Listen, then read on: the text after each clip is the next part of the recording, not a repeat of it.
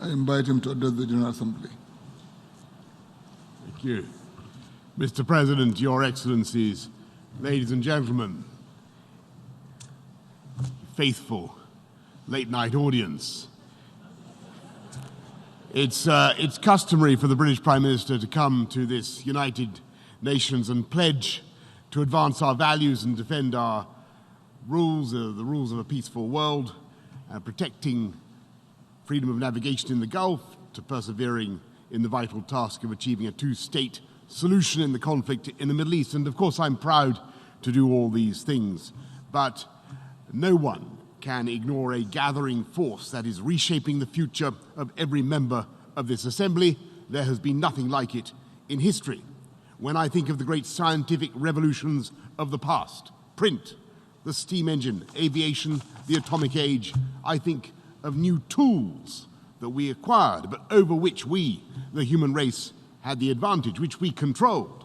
And that is not necessarily the case in the digital age. You may keep your secrets from your friends, from your parents, your children, your doctor, even your personal trainer. But it takes real effort to conceal your thoughts from Google. And if that is true today, in future, there may be nowhere to hide. Smart cities will pullulate with sensors, all joined together by the Internet of Things. Bollards communing invisibly with lampposts, so there is always a parking space for your electric car, so that no bin goes unemptied, no street unswept, and the urban environment is as antiseptic as a Zurich pharmacy. But this technology could also be used to keep every citizen under round-the-clock surveillance. A future Alexa will pretend to take orders, but this Alexa will be watching you, clucking her tongue and stamping her foot. In future, voice connectivity will be in every room and almost every object. Your mattress will monitor your nightmares, your fridge will beep for more cheese, your front door will sweep wide the moment you approach like some silent butler. Your smart meter will go hustling of its own accord for the cheapest electricity, and every one of them minutely transcribing your every habit in tiny electronic shorthand, stored not in their chips or in their innards, nowhere you can find it, but in some great cloud of data that lowers ever more oppressively over the human race. A giant dark thundercloud waiting to burst, and we have no control over how or when the precipitation will take place. And every day that we tap on our phones or work on our iPads, as I see some of you are doing now, we not only leave our indelible spoor in the ether, but we are ourselves becoming a resource, click by click, tap by tap, just as the Carboniferous period created the indescribable wealth, leaf by decaying leaf, of hydrocarbons. Data is the crude oil of the modern economy, and we're now in an environment where we don't know who should own these new oil fields. We don't know who should have the rights or the title to these gushers of cash, and we don't know who decides how to use that data. And can these algorithms be trusted with our lives and hopes? Should the machines, and only the machines, decide whether or not we are eligible for a mortgage or insurance, or what surgery or medicines we should receive? Are we doomed to a cold and heartless future in which computer says yes or computer says no, with the grim finality of an emperor in the arena? How do you plead with an algorithm? How do you get it to see extenuating circumstances? And how do we know that the machines have not been insidiously programmed to fool us or even to cheat us? We're already using all kinds of messaging services that offer instant communication at minimal cost. And these same programs, platforms, could also be designed for real-time censorship of every conversation, with offending words automatically deleted. Indeed, in some countries, this happens today. Digital authoritarianism is not, alas, the stuff of dystopian fantasy, but of an emerging reality. And the reason I'm giving this speech today with this slightly gloomy proem is that the UK is one of the world's tech leaders, and I believe governments have been simply caught unawares by the unintended consequences of the internet, a scientific breakthrough far more reaching in its everyday psychological impact than any other invention since Gutenberg. And when you consider how long it took for books to come into widespread circulation, the arrival of the internet is far bigger than print. It's bigger than the atomic age, but it's like nuclear power in that it's capable of both good and harm. And of course, it's not alone. As new technologies seem to race towards us from the far horizon, we strain our eyes as they come to make out whether they are for good or bad, friends or foes. AI. What will it mean? Helpful robots washing and caring for an aging population, or pink-eyed terminators sent back from the future to cull the human race? What will synthetic biology stand for? Restoring our livers and our eyes with miracle regeneration of the tissues like some fantastic hangover cure? Or will it bring terrifying limbless chickens to our tables? Will nanotechnology help us to beat disease, or will it leave tiny robots to replicate in the crevices of our souls? It is a trope as old as literature that any scientific advance is punished by the gods. When Prometheus brought fire to mankind in a tube of fennel, as you may remember, with his brother Epimetheus, Zeus punished him by chaining him to a Tartarian crag while his liver was pecked out. I talked about a hangover cure. His liver was pecked out by an eagle, and every time his liver regrew, the eagle came back and pecked it again. And this went on forever. A bit like the experience of Brexit in the UK. If some of our parliamentarians had their way. In fact, it was a standard poetic practice to curse the protos heurates, the person responsible for any scientific or technical breakthrough. If only they had never invented the ship, then Jason would never have sailed to Colchis, and all sorts of disasters would never have happened. And it's a deep human instinct to be wary of any kind of technical progress. In 1829, they thought that the human frame would not withstand the speeds attained by Stephenson's rocket. And there are today people who are still actually anti-science. A whole movement called the anti-vaxxers, who refuse to acknowledge the evidence that vaccinations have eradicated smallpox, and who, by their prejudices, are actually endangering the very children they want to protect.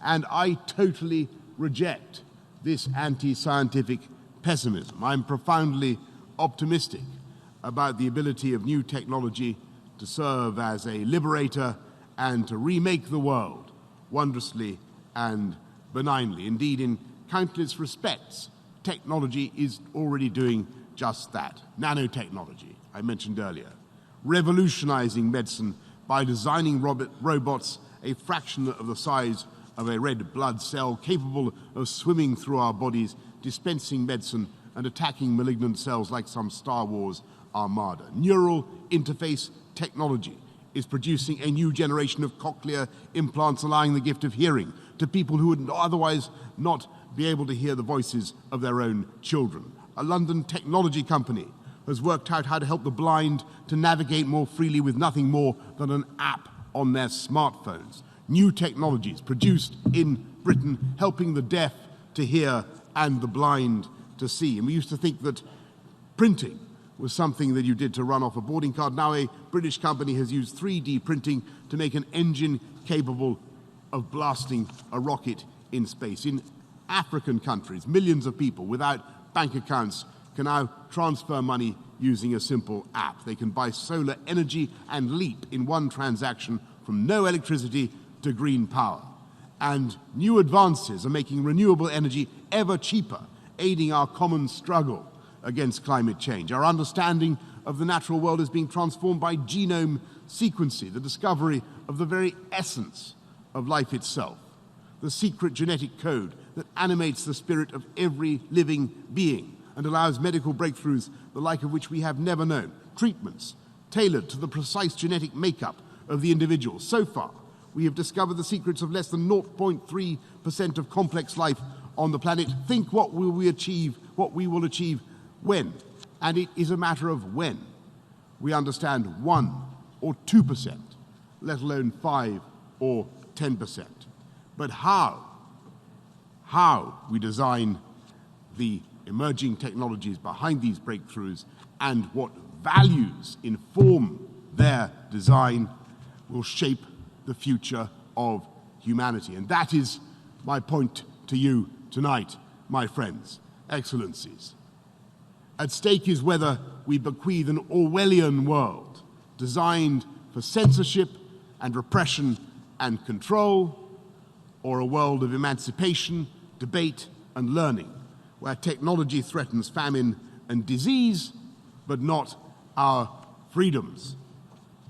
7 decades ago, this General Assembly adopted the Universal Declaration of Human Rights with no dissenting voices, uniting humanity for the first and perhaps the only time behind one set of principles. And our declaration, our joint declaration, upholds freedom of opinion and expression, the privacy of home and correspondence, and the right to seek and impart information and ideas. Unless we ensure that new technology reflects this spirit, I fear that our declaration will mean nothing and no longer hold. So the mission of the United Kingdom and all who share our values must be to ensure that emerging technologies are designed from the outset for freedom, openness, and pluralism, with the right safeguards in place to protect our peoples. Month by month, vital decisions are being taken in academic committees, company boardrooms, and industry standards groups. They are writing the rule books of the future, making ethical judgments, choosing what will or will not be rendered possible. Together, we need to ensure that new advances reflect our values by design. There is excellent work being done in the EU, the Commonwealth, and of course the UN, which has a vital role in ensuring that no country is excluded from the wonderful benefits of this technology and the industrial revolution it is bringing about. But we must be still more ambitious. We need to find the right balance between freedom and control, between innovation and regulation, between private enterprise and government oversight. We must insist that the ethical judgments inherent in the design of new technology are transparent to all, and we must make our voices heard more loudly in the standards bodies that write the rules. Above all, we need to agree a common set of global principles to shape the norms and standards that will guide the development of emerging technology. So, and here's the good news, I invite you next year to a summit in London, a wonderful city, where, by the way, it is not raining 94% of the time, and where at one stage when I was mayor of London, or shortly before, we discovered that we had more Michelin-starred restaurants even than Paris. The French somehow rapidly recovered by a process that I wasn't quite sure was entirely fair. But we still have, by far, in the UK, by far the biggest tech sector, by far the biggest tech sector, fintech, biotech, edtech, medtech, nanotech, green tech, every kind of tech in London. The biggest tech sector anywhere in Europe. Perhaps 500,000 people working in tech alone. And I hope that you will come there and we will seek to assemble the broadest possible coalition to take forward this vital task, building on all that the UK contribute to this mission as a global leader in ethical and responsible technology. If we master this challenge, and I have no doubt that we can, then we will not only safeguard our ideals, we will surmount the limits that once constrained humanity and conquer the perils that once ended so many lives. Together, we will vanquish killer diseases, eliminate famine, protect the environment, and transform our cities. Success will depend, now as ever, on freedom, openness, and pluralism, the formula that not only emancipates the human spirit, but releases the boundless ingenuity and inventiveness of mankind, and which, above all, the United Kingdom will strive to preserve and advance. Excellencies, ladies and gentlemen, thank you very much for your kind attention. I thank the Prime Minister of the United Kingdom of Great Britain and Northern Ireland, and I request protocol to escort His Excellency.